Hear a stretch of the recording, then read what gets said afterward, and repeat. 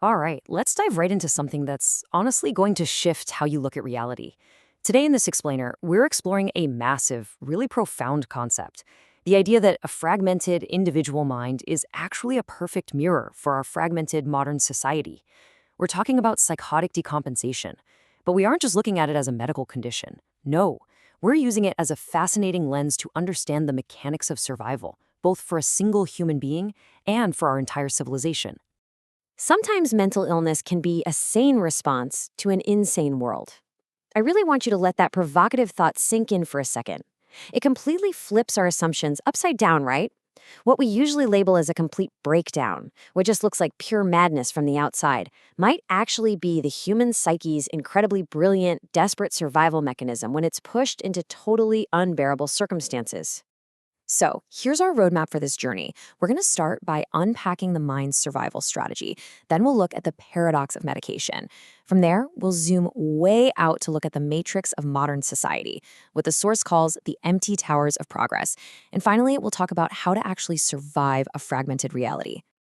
Okay, starting right off with part one, the mind's survival strategy, or the shattered mirror of the psyche. When someone faces intense, completely overwhelming trauma, their mind can undergo what's known as structural dissociation. Basically, it splinters. Think of it exactly like a shattered mirror, breaking into dozens of disjointed reflections. The real world suddenly feels like this unpredictable, deeply dangerous void where terrible things just happen without warning. So what does the mind do? It escapes. It literally builds a pseudo-reality to survive. And while from the outside that looks exactly like a delusion, from the inside it's actually an extreme, highly effective self-protective strategy to impose some kind of order and rules onto total chaos. So within this pseudo-reality, a person might hear voices or invent these massive, intricate conspiracies. But here's the ironic, really fascinating part. Doing this actually grants them agency. Think about it. It is far less terrifying to believe a specific, nameable enemy, like, say, the CIA, is tracking you, than to live with the ambient, unnameable terror left over from severe trauma. Because if you know the rules of your delusion, you suddenly have a way to actually manage the threat. And the biological mechanics driving this are absolutely astounding. Time itself becomes totally nonlinear. The past, present, and future start to overlap in this weird butterfly effect, where a completely normal present moment triggers a flashback that somehow feels like a future premonition. Biologically, the brain's internal stress buffer, the endocannabinoid system, goes into absolute overdrive, trying to put out the fire of that trauma. And that leads to dopamine dysregulation, which blurs the lines between perception and imagination. It's literally the brain physically rewiring itself to forge these protective, purposeful delusions. Which brings us to part two, the paradox of medication, specifically curing suffering versus preserving meaning. Now, modern medicine tries to fix this fragmentation, often treating severe depression or psychosis as this sort of entropic crisis, like a slow heat death of the self, where all meaning just diffuses into a cold void. This is driven by something neuroscientists call negative neuroplasticity. The source material points out that under severe, crushing despair, the brain wires itself in highly maladaptive, rigid ways. But the mind is desperate to escape that void, so it tries to force its own chaotic rebirth. It siphons off whatever psychic energy it has left to create a reverse universe of cognition, a brand new pseudo-reality, just to keep consciousness alive. And this really illustrates the razor's edge of psychiatric treatment. On one side, you have the terrifying but intensely meaning-rich state of psychotic depression, where the mind is wildly fighting to survive. And on the other side, pharmacological salivation, antidepressants, and antipsychotics. Now, these pills can absolutely pull someone back from the brink, for sure. They offer functional stability, but the trade-off is often emotional blunting. They essentially draw a heavy curtain over the mind's brilliant, albeit infernal, reconstructive powers. So you're trading profound, personalized meaning for a much flatter consensus reality. But let's pause here for a second and use this as a mental palate cleanser. If individual minds shatter and fragment just to escape personal trauma, what happens when the society we live in is actually the source of the trauma? How does a whole culture react to that? Let's expand on that in part three, the matrix of modern society and our algorithmic echo chambers. So moving from the micro trauma of the individual to the macro trauma inflicted by our modern world. The source details how our digital architecture is heavily driving humanity into a collective state of paranoia and conformity through something called epistemic closure. This happens when algorithms learn exactly what we like and aggressively filter out any dissenting information. Truth literally becomes a tautology. It's true because the algorithm shows it to you, and it shows it to you because you already believe it's true. This completely centralizes interpretive authority. Minority thoughts or dissenting ideas are just quietly suppressed and entirely omitted by the machine, without a single dictator ever having to burn a book. The absolutely crucial takeaway here is that we aren't just talking about cool new tech. This is massive social engineering. AI acts as this emergent, manipulative mirror, freezing our collective consciousness into rigid feedback loops. We're living in a digital panopticon that enforces strict self-censorship. And how do people adapt to this overwhelming systemic control? Well, exactly like the traumatized individual.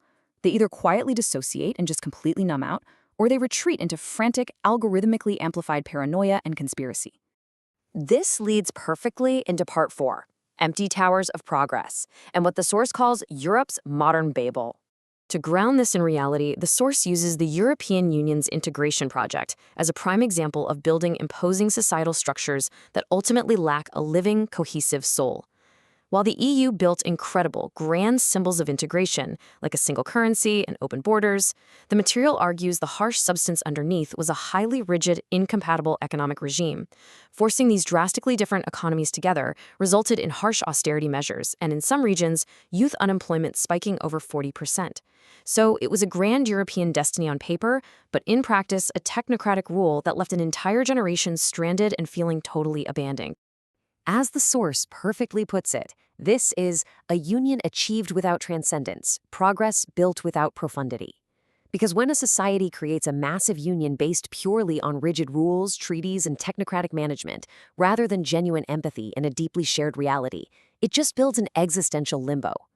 And that kind of hollow structure, it breeds profound, deeply rooted societal cynicism and distrust. And this brings us to the ultimate parallel of our whole deep dive today. Just as an individual mind fragments into psychosis to escape unbearable personal trauma, our entire society dissociates to escape its own systemic pain.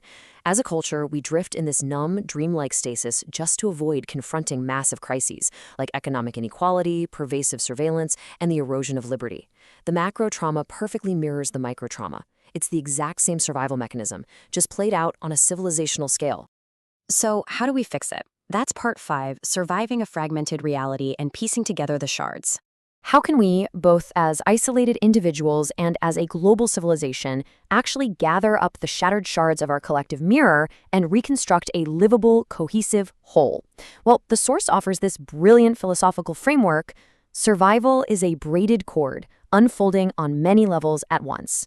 This really sets the stage for how we can endure when the very timelines and structures of our reality seem to be collapsing right in front of us. The material outlines 3 critical steps for this kind of multi-layered resilience. Step 1 is one-dimensional survival. This is just walking that linear path of daily life, doing the laundry, going to work, chaining one thought to the next. Step 2 is zero-dimensional survival. This is about enduring the absolute null space, the dark void of depression, and just holding on to that tiny, vital spark of I am when all other meaning vanishes. And finally, step 3 is multidimensional survival, the ability to navigate these crazy overlapping realities, holding incredibly deep paradoxes together without shattering your psyche. True, lasting healing means learning to weave all 3 of these strands together simultaneously. Because ultimately, we are weavers of reality and also the pattern being woven.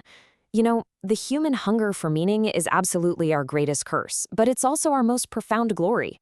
It's the exact thing that drives us to build these mental prisons and algorithmic traps, yes, but it is also the very thing that gives us the unparalleled power to recognize those prisons and actively break free of them. Which leaves us with this final, vital question to ponder.